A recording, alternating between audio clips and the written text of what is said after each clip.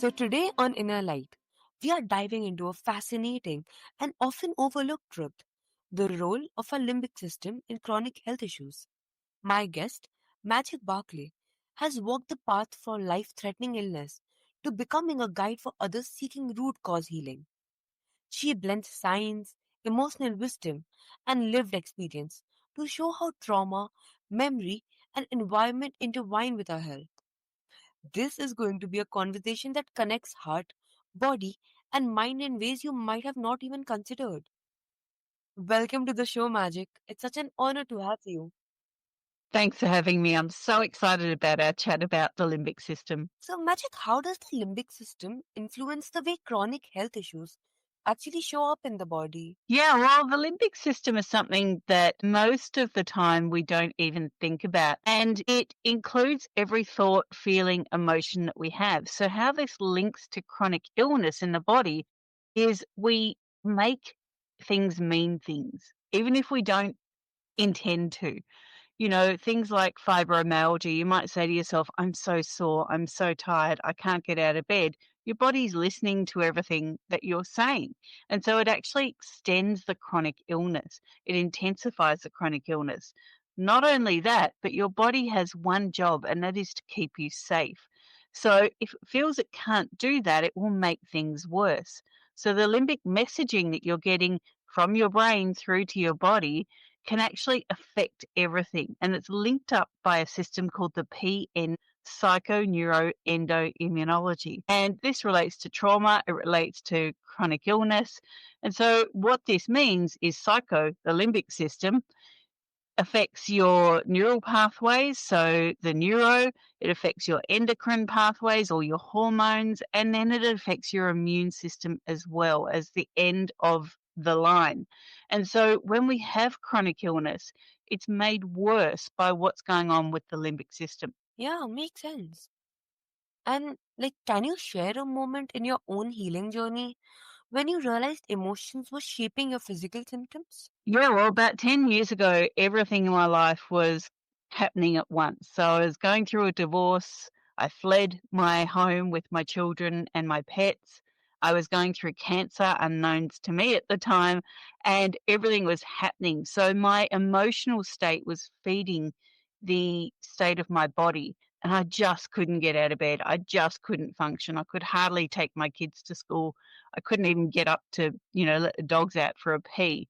So I realized there was more to it. When I got my cancer diagnosis at the same time, I went, okay, now I really need to focus. And it wasn't until I focused on my emotions about what was going on at the time that I was able to fight the cancer.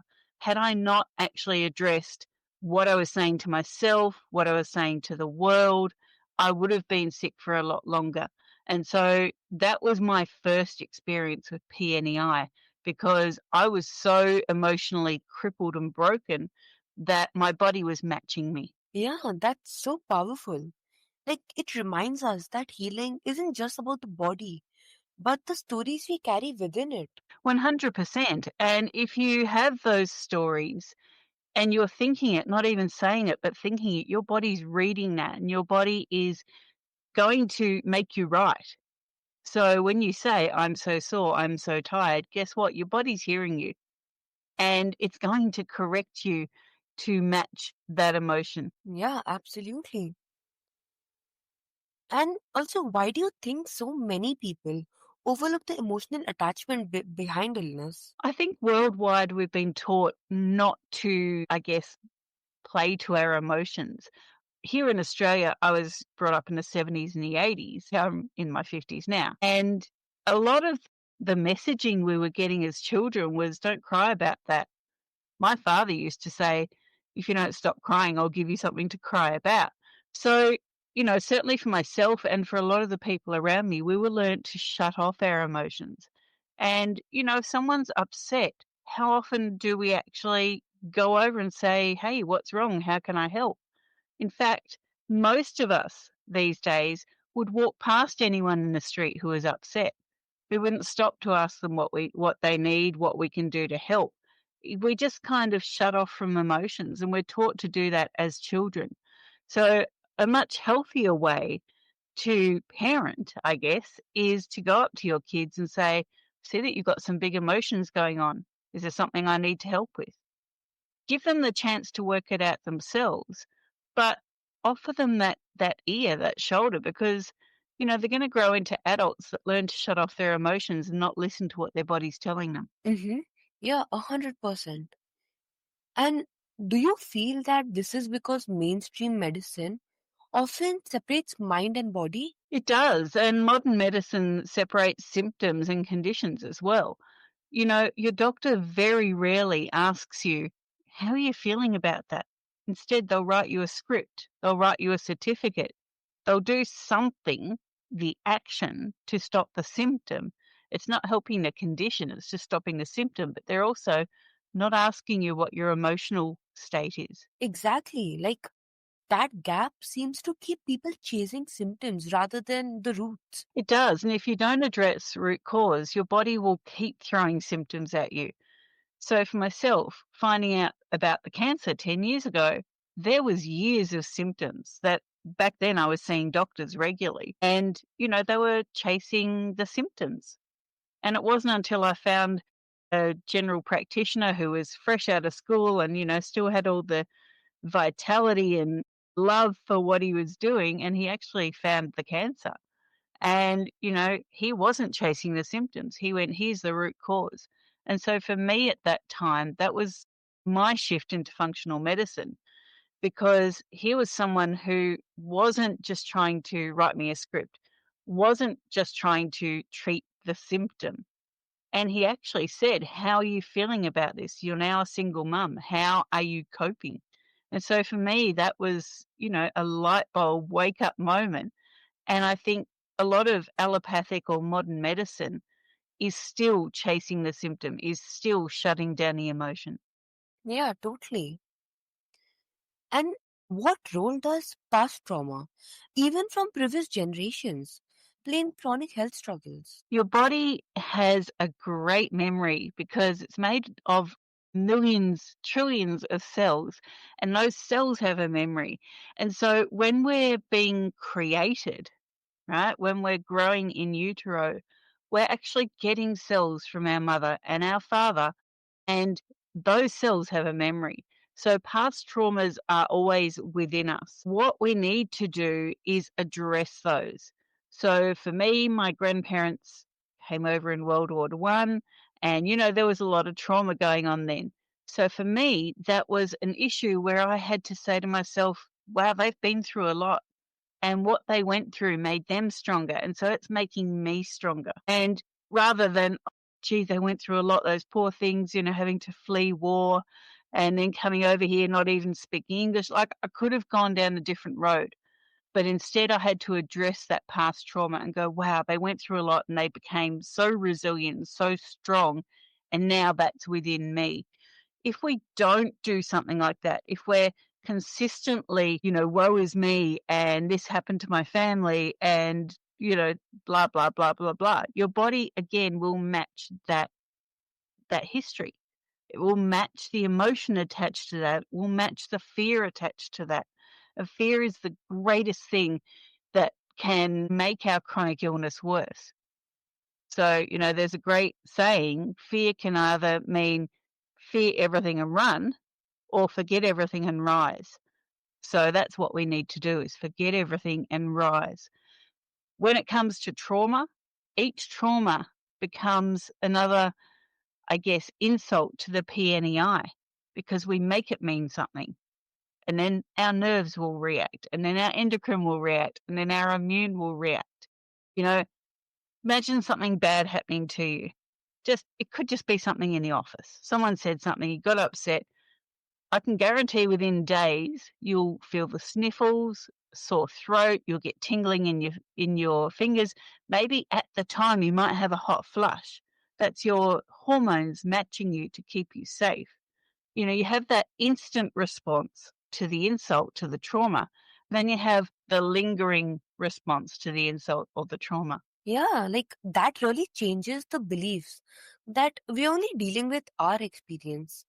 when in truth we carry more than just our own. We do, and that's something that we have to address, and then when you become a parent, you start to carry your own child's insults or traumas. So when your child is upset, you feel upset, and that then becomes a problem. So it's something we have to put our hand up and say, okay, enough. I need to address this right now. Yeah. And how does addressing the limbic response accelerate the healing process, like compared to traditional treatments? Look, It it helps the healing process the same way as a massage helps a sore muscle, or, it helps the healing process the same way that a nice hot cup of tea with some honey in it helps a sore throat. It just helps address what's going on behind the response. And so it lessens how long you're unwell for. It lessens how much pain you're in. And it's just one of those healing aids that we need to incorporate, same as we do with a bit of honey for a sore throat.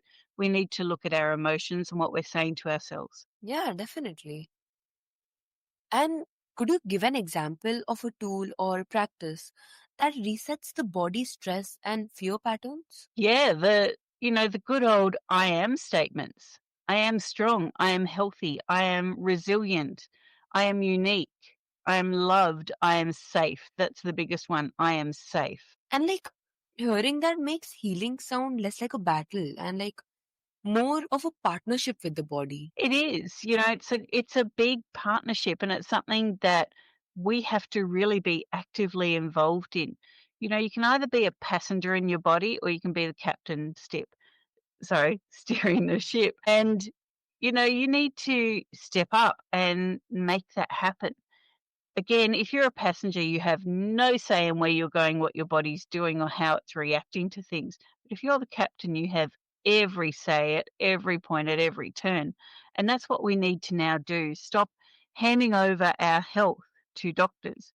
Stop handing over our emotions to the people around us and actually start steering the ship. 100%. And if someone listening today feels unheard or dismissed in their health journey, where can they begin? They can begin by contacting my team at holisticnaturalhealth.com.au, and that's holistic with a W. We have a free root cause analysis. And so what we'll do is we will look at all of your history and we will ask you 30 pages of questions, because that's all important. What you have to say is important. And from that history, we can then find the root cause and we can actually help you address that, whether it be through our holistic counseling, whether it be through our coaching, whether it be through our health products. We can actually help you with the root cause. And you're not alone in this. And if you don't want to work with us at the end of the root cause analysis, you'll walk away with findings. We'll send them to you online, and you'll have several pages of findings of what is actually going on in your body so that you can then address that and become that captain of your own ship. That's great. And also, what's the very first small but like impactful step they could take tonight? The first thing is it's not your fault, right? We've learned that everything is our fault, and it's not. Things happen in your body for absolutely no reason. And one of my fabulous mentors, Perry Nicholson, said to me one day, what happens in your body is sometimes, completely a mystery, because your body actually does not ever need to make complete sense to you. It just needs to make sense to itself. And that was a really big moment in my learnings. And that was that our bodies will do things that make no sense to us, but we have to address it at the time. And so something you can do tonight is know it's not your fault. Things happen around you, things happen to you. You did not ask for that. But what you can do is take control of it. That's such a hopeful reminder. Like healing starts with reclaiming trust in yourself. Does, because you know what? The trust has to come from you for you. We have to stop as a collective. We have to stop handing over control of our bodies and support of our bodies to everybody else. They're not the ones that are living in your body. They're not the ones that are feeling, say, the back pain or the knee pain they're not the ones that are getting sore throats. That's you. And so that comes down to you. And we talk with our clients a lot about personal accountability. You need to be accountable for what's happening in your body. Yeah, absolutely. So, what a rich conversation with Magic Barclay. One that shows us healing is not about patching cracks, but about understanding the architecture of a whole being.